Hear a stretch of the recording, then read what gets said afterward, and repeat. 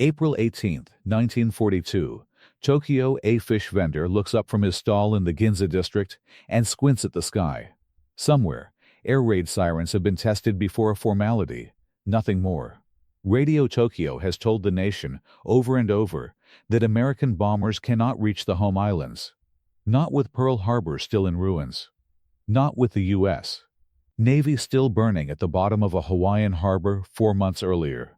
So when the drone of engines rolls in low over the rooftops, nobody runs. Some wave. A few soldiers on morning drill actually count the aircraft passing overhead and assume they're friendly training exercises, maybe, or a rehearsal for an inspection.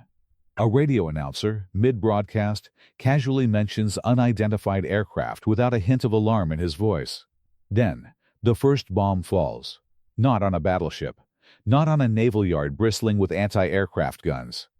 It falls on a city that has never once imagined the enemy overhead, and for 8 seconds, all across Tokyo, the sound of a single bomb detonating replaces every certainty Japan's high command has spent 4 months building. 16 bombers. That's all it took.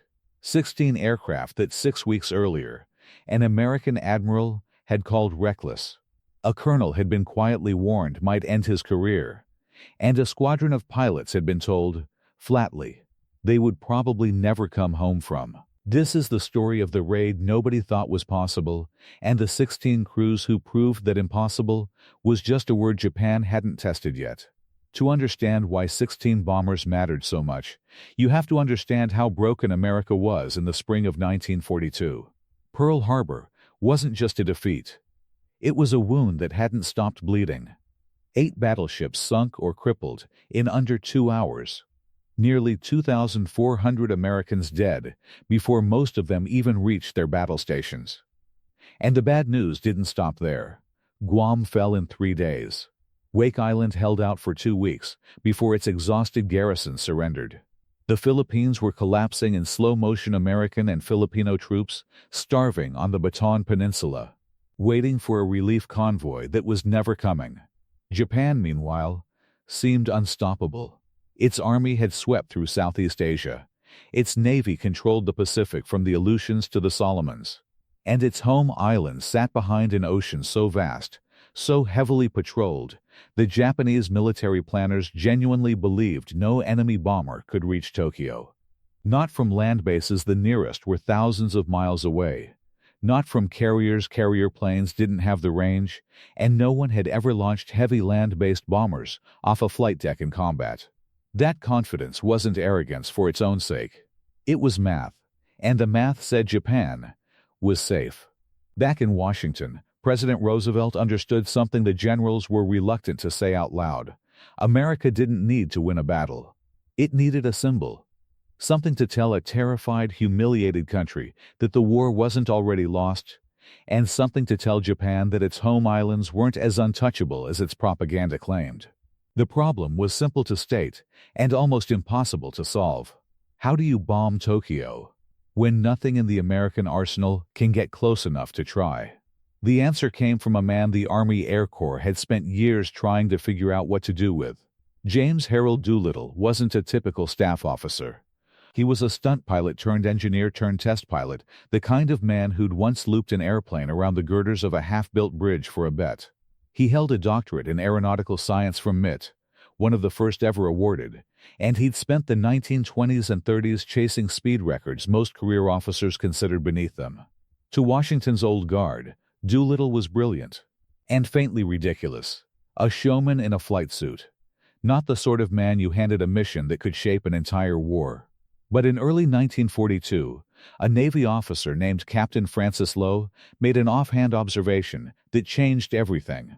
Watching land-based bombers practice touch-and-go landings on a runway painted to resemble a carrier deck, Lowe realized something nobody else had connected. A twin-engine Army bomber, stripped down and lightened, might just be able to take off from a carrier's short deck, something no aircraft that size had ever attempted. It wouldn't be able to land back on the ship. That part was almost too dangerous to think about. But it might be able to take off. The idea landed on Doolittle's desk, and he did what none of the cautious planners around him were willing to do. He said yes. He didn't just plan the mission.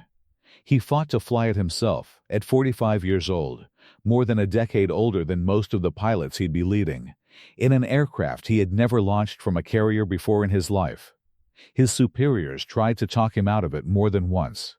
A man of his rank, his experience, his value to the Air Corps, risking himself on a mission with a survival plan that amounted to hope you find a friendly airfield in China before you run out of fuel? Some called it reckless. Some called it a publicity stunt dressed up as strategy. Doolittle didn't argue the point. He simply kept training. He handpicked 24 crews from the Army's 17th Bombardment Group volunteers only, and he told every one of them the truth. This mission might kill them, and even if it didn't, there was a real chance they'd never make it home.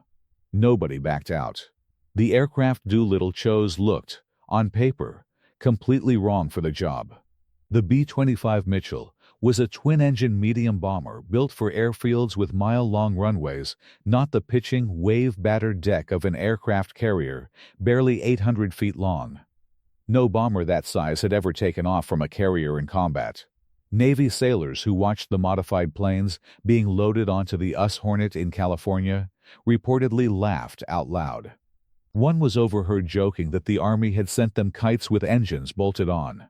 To make it work, the planes had to be gutted. Doolittle's crew stripped out the lower gun turret, the classified bomb sight replaced with a crude aiming device made from spare parts that cost pennies, and most of the defensive armament. In its place, they crammed in extra fuel tanks wherever there was space, because every single mile of range would matter on the far side of the mission. For a tailgun the aircraft no longer carried, someone had the idea to paint broomsticks black and mount them out the back so that from a distance at least, the plane looked armed. Doolittle drilled his crews obsessively on a skill no bomber pilot had ever needed before, taking off in a few hundred feet. At painfully low airspeed, with a fully loaded aircraft, timed to the exact moment the ship's deck pitched upward on a swell to steal a few extra feet of lift.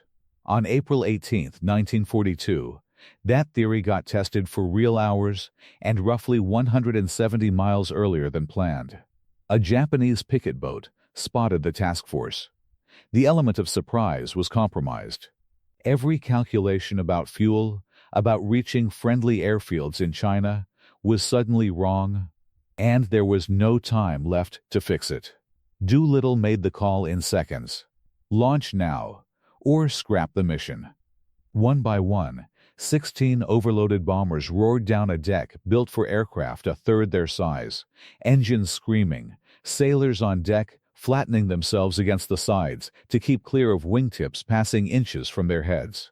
Each pilot had never done this off open ocean, in real combat conditions, with a fully fueled aircraft. Every single one made it into the air. What happened next wasn't really about bombs. It was about the collapse of an idea.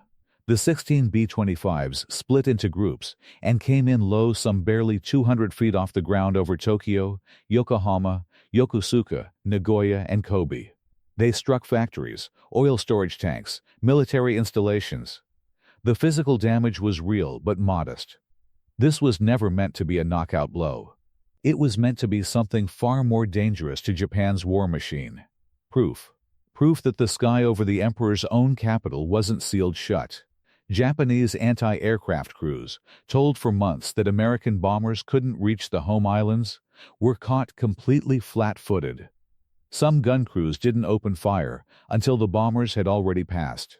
A handful of Japanese fighters scrambled to intercept too late, too disorganized, chasing aircraft that were already gone, low and fast, over the rooftops.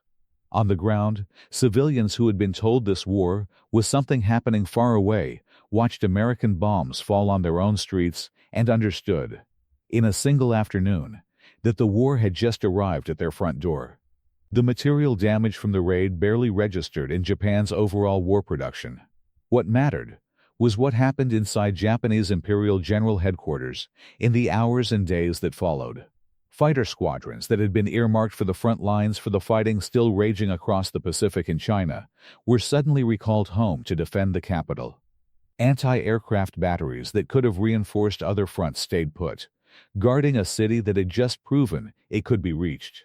An entire layer of Japan's military planning, built on the assumption of an untouchable homeland, had to be quietly and urgently rewritten. And at the very top of the Imperial Japanese Navy, one man took the humiliation more personally than almost anyone. Admiral Isoroku Yamamoto, the architect of Pearl Harbor, had promised his superiors the home islands were safe under his Navy's watch. Now the Emperor himself had been forced into a bomb shelter during an active air raid on his own capital. Yamamoto didn't just feel embarrassed.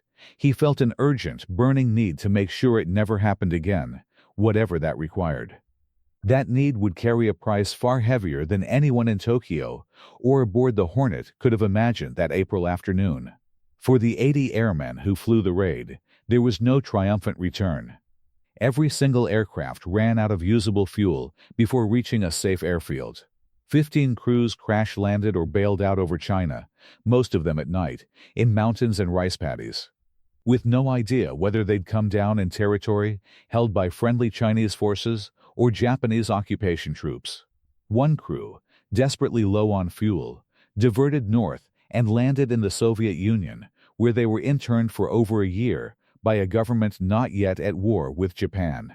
Chinese villagers and soldiers at enormous personal risk sheltered and guided most of the surviving American airmen to safety over the following weeks, an act of courage that Japan answered with horrifying cruelty.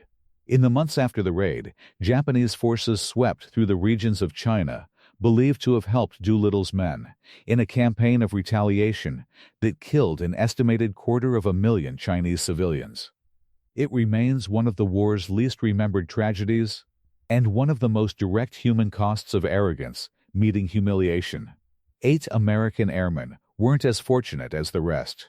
Captured by Japanese forces in occupied China, they were subjected to a show trial with no real defense allowed. 3 were executed. A 4th died in captivity from disease and starvation. The remaining 4 survived more than 3 years in brutal Japanese POW camps before the war's end freed them. And 2 months after the raid, that same wounded Japanese pride pushed Admiral Yamamoto toward a decision that would define the entire Pacific War. Determined to lure out and destroy the American carriers that had launched Doolittle's bombers, Yamamoto committed the Imperial Japanese Navy to a massive operation aimed at a tiny atoll called Midway, overextending his forces, overestimating his advantage, underestimating an enemy he'd just watched embarrass him. At Midway, Japan lost 4 fleet carriers in a single day. The war in the Pacific never recovered its momentum for them again. Jimmy Doolittle didn't know any of that yet when he finally reached friendly territory in China. Exhausted, certain he'd lost every aircraft under his command and probably his career along with it, he told the officers who found him he expected to face a court-martial. Instead, he came home to a promotion 2 full ranks, straight to Brigadier General and the Medal of Honor, awarded personally by President Roosevelt. Not for the damage his 16 bombers had done to Tokyo's factories, for what those 16 bombers had done to an idea. Somewhere in Tokyo, that fish vendor who looked up from his stall on April 18, 1942, and assumed the aircraft overhead were friendly, never got his name in any history book. Neither did the soldiers on morning drill who counted the planes passing over and shrugged.